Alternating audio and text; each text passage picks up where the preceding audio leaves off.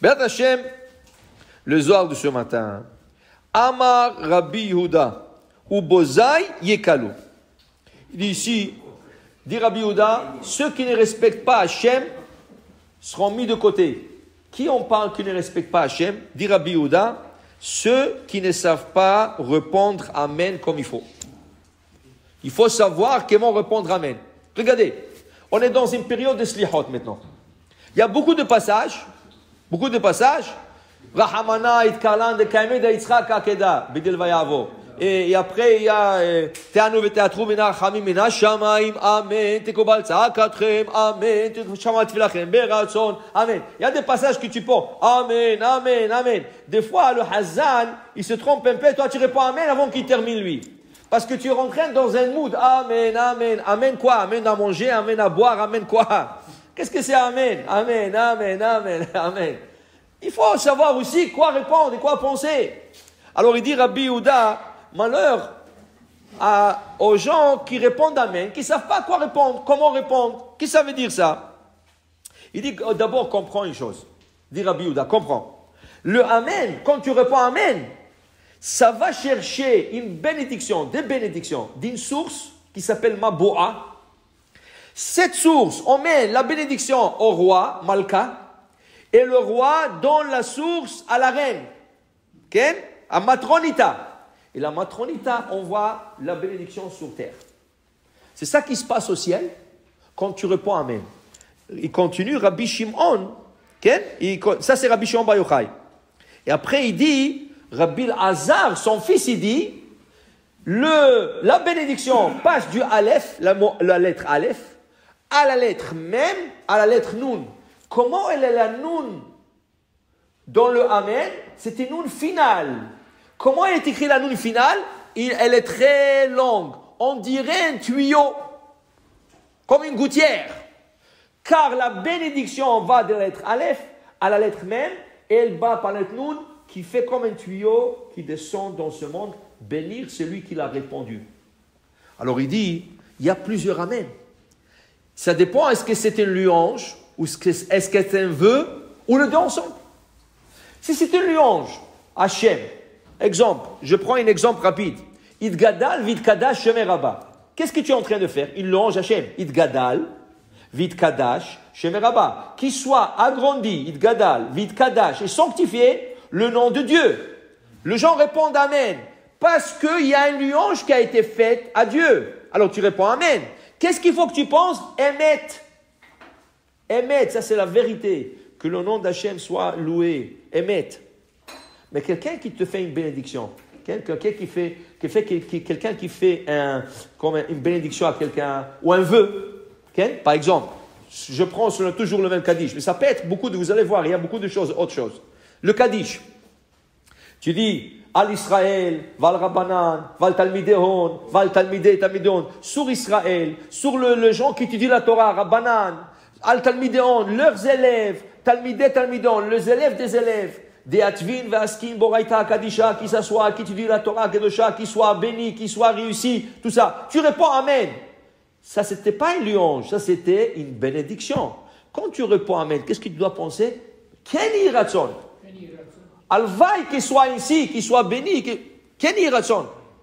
Prends la Hamida, quand on fait la répétition de la Hamida, à partir de Ata Chonen la Damdat jusqu'à Modim, toutes les bénédictions sont à la fois une louange et un vœu. Baruch ata Hashem chonen hadat.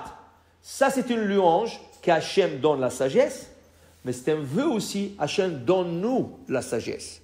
Qu'est-ce qu'il faut que je pense quand je dis Amen? Deux choses. Amen, emet, keni ratson. Je ne le dis pas, je le pense seulement. Dire Rabbi Yehuda, tu comprends? Quand tu réponds Amen, il faut savoir comment répondre aussi. Il faut savoir comment répondre. Okay? Pourquoi? Parce que c'est dommage que tu dis Amen et tu ne sais pas qu'est-ce que tu es en train de dire. Stam, jeter un Amen, il y a un halakha. Kola one Amen yetoma, has veshalom. C'est lui qui répond un Amen orpheline, ses enfants seront orphelins. Qu'est-ce que c'est un Amen orphelin? Du coup, tu dis Amen. Amen. Amen quoi? Amen quoi? D'où tu as sorti ça? Alors, je vais vous donner un exemple très pratique. Le samedi, lundi, jeudi, samedi, le gars est monté à la Torah il a fait la bracha, Baruch ata Hashem noten Torah. Tout le monde répond Amen. Il y a des Hazan. Il attend que tout le monde se tait. Ça lui prend à peu près, on va dire 20 secondes, 25 secondes. Et après il dit Amen. Vaidaber Adonai Moshe Lemo. Amen. Allô. Le gars, il a fini son bracha il y a 25 secondes. Qu'est-ce que tu réponds Amen? C'était un Amen orpheline. Amen, on répond tout de suite sur le champ. Okay? Tu n'y attends pas. Et Amen, on t'en fait quand le gars, il a fini de faire sa prière. On répond Amen. Ça veut dire qu'il y a des règles dans le Amen. Si tu réponds pas Amen comme ça, Amen. Non. C'est pour ça qu'il dit, Rabbi Yehuda, très important, savoir répondre le Amen. Alors, je vais vous dire quelque chose. Dans Rosh Hashanah et Kippour, il y a plein de prières où on répond Amen. Plein de prières où on va répondre Amen. De supplications. Rosh Hashanah, il n'y a pas de supplications, c'est Kippour. Mais à Rosh Hashanah aussi, il y a beaucoup de vœux qu'on réponde Amen. Okay? Il faut faire attention comment on répond. Okay? On dit que le Amen le plus important, plus important, c'est le Amen de Yehe Sheme Rabba Mevarach La'alam U'La'alme Almaya Idbarach Bishtabar Mitpar. C'est le plus important. Pourquoi? La Gemara dit, quand tu réponds Amen, Yehe Sheme Rabba Mevarach La'alam Almaya, d'abord, Amen, ça revient sur ce qui a été dit avant. On dit, Gada Vikada Sheme Rabba, Balma Devachi Ote Mechote, Amen. Bechayechon, Memechon, Bechayesreim, Baragazon, Grim, Vivru, Amen. Amen. Sur ce qu'il a dit, Bechayechon ou Biomechon. Après commence un nouveau passage. Yehe Sheme Rabba Mevarach La'alam U'La'alme Almaya. Alors il ne faut pas dire Amen Yehe Sheme Rabba Mevarach. C'est faux. Amen, stop, parce que ça revient en arrière. Nouveau passage. Yehe Sheme, moi je donne maintenant une louange. Yehe Sheme Rabba Mevarach. Ça c'est une chose. Deux, la Gemara dit, Kola on est Amen Bechol Kocho. Tout celui qui répond Amen avec toute sa force. Dit Rashi, qu'est-ce que c'est sa force? Est-ce qu'il faut crier? Non, il ne faut pas crier. Toute sa kavana, avec toute sa pensée. Il dit Amen. Et Keniratson ou Emet, il dit, Potrimlo, on lui ouvre Sha'ari Gan Eden. Shene Emar, comme il est dit, Pitrou Sha'arim, ouvrez-vous le porte, Viavo Goy Tzadik Shomer Emunim, que ce Goy, cette nation Tzadik, qui garde le Emunim, qui garde confiance à Hachem, elle vient.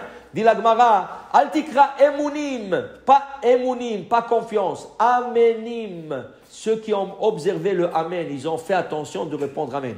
Alors écoute-moi, tu parles dans la Hazara, tu parles dans le Kaddish, tu as raté Amen.